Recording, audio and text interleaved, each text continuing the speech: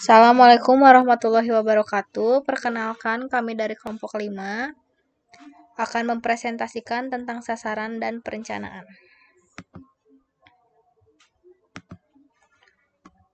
Pertama-tama, perkenalkan, nama saya Fadila Nurhapsyah dengan NPM 101212142. Perkenalkan, nama saya Pasha Regina Cahyani, NPM 101212244. Perkenalkan, nama saya Nita Nur Hasanah dengan nomor NPM 101212245. Yang pertama, saya akan menjelaskan tentang sasaran. Apa itu sasaran? Sasaran adalah hal yang penting dalam suatu organisasi, karena dalam setiap organisasi mempunyai suatu maksud, dan sasaran yang mendefinisikan dan menyatakan maksud tersebut. Sasaran menspesifikasikan hasil akhir di masa depan. Selanjutnya ada sasaran dalam organisasi. Menurut Peter Drucker, organisasi akan terencana dengan baik bila memfokuskan pada 8 bidang pengembangan sasaran.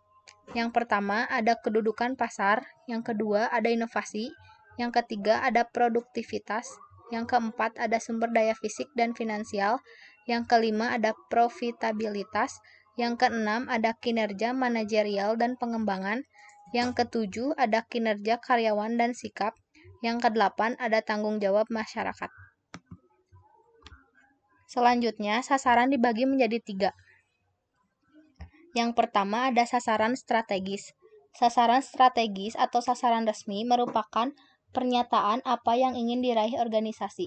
Yang kedua ada sasaran taktis yang mendefinisikan hasil-hasil yang harus diraih oleh divisi dan departemen penting agar organisasi dapat meraih tujuan akhirnya.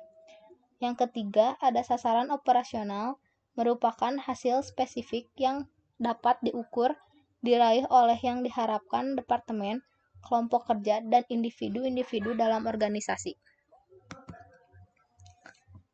Selanjutnya ada hierarki sasaran dan sasaran operasional. Hierarki sasaran adalah pencapaian sasaran di tingkat bawah yang memungkinkan pencapaian sasaran pada tingkat yang lebih tinggi.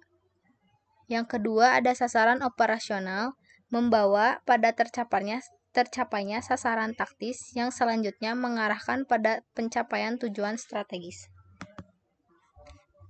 Selanjutnya ada perencanaan. Apa itu perencanaan? Menurut cetak biru, bagi pencapaian sasaran dan menentukan alokasi sumber daya yang penting, jadwal, tugas-tugas, dan tindakan-tindakan lainnya. Rencana menspesifikasikan rencana yang ada pada saat ini.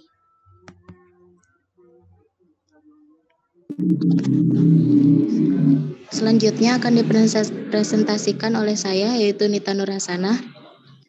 Di sini ada perencanaan.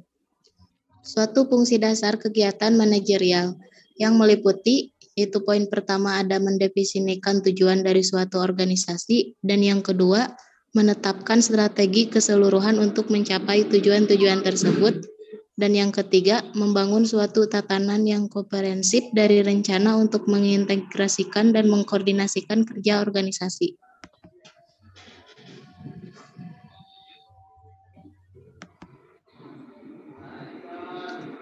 Selanjutnya ada perencanaan dibagi menjadi 3. Yang pertama, sasaran strategis, yaitu mendefinisikan langkah-langkah tindakan yang digunakan organisasi untuk meraih sasaran strategis.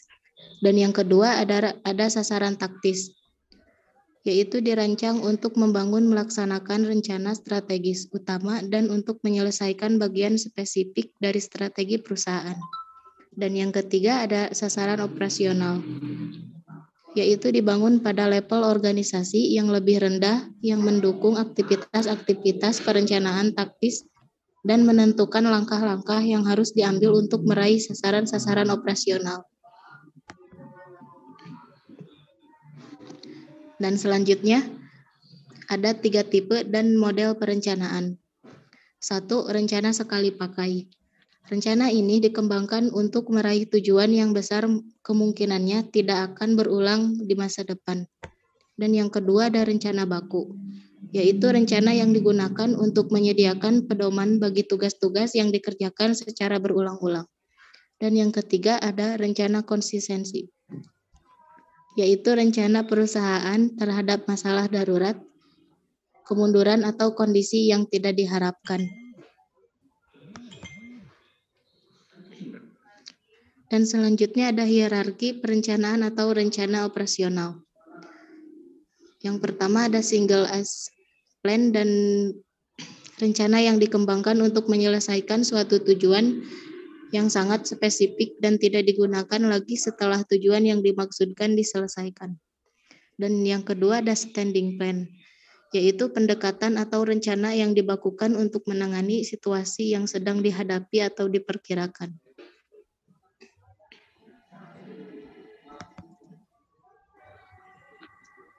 Selanjutnya ada hierarki perencanaan dalam organisasi. Ada goal atau sasaran dan rencana strategis dan rencana operasional, yaitu dibagi dua, single year plan atau program proyek atau anggaran. Dan yang kedua ada standing plans, yaitu kebijakan dan standar prosedur dan metode atau aturan.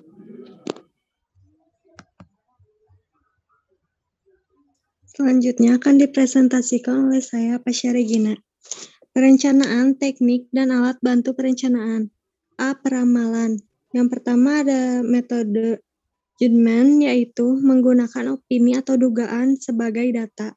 Yang kedua, metode proyektif, yaitu pencetus gagasan dan dibentuk sedikit demi sedikit menjadi solusi.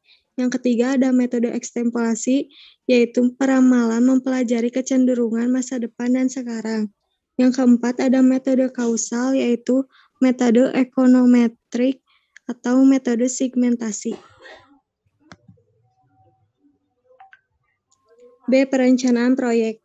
Diagram network, yaitu menjelaskan kegiatan dari proyek serta hubungan ketergantungan antar kegiatan. Yang kedua ada Gantt chart, yaitu gambaran jadwal kegiatan di dalam suatu proyek. Yang ketiga CPM, metode yang menjelaskan urutan kerja yang paling kritis atau peluang yang diperhatikan dalam suatu proyek. Perencanaan dalam organisasi pembelajar. Yang pertama ada pendekatan tradisional, yaitu manajer harus mengelola konflik dengan mengidentifikasi kegagalan. Yang kedua, pendekatan modern, memandang organisasi sebagai suatu sistem terbuka yang berarti bahwa organisasi merupakan bagian subsistem dari lingkungannya. Paradigma baru, manajemen profesional, gaya baru berbasis perubahan. Horizon waktu perencanaan.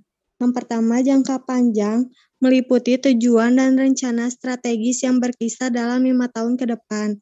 Jangka menengah meliputi tujuan taktis perusahaan dan memiliki horizon waktu 1-2 tahun.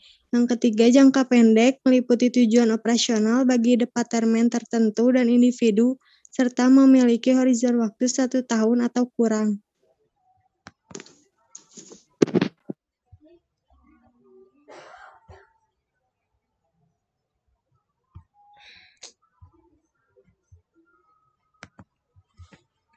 Baik, sekian presentasi dari kelompok kami. Mohon maaf bila ada salah-salah kata.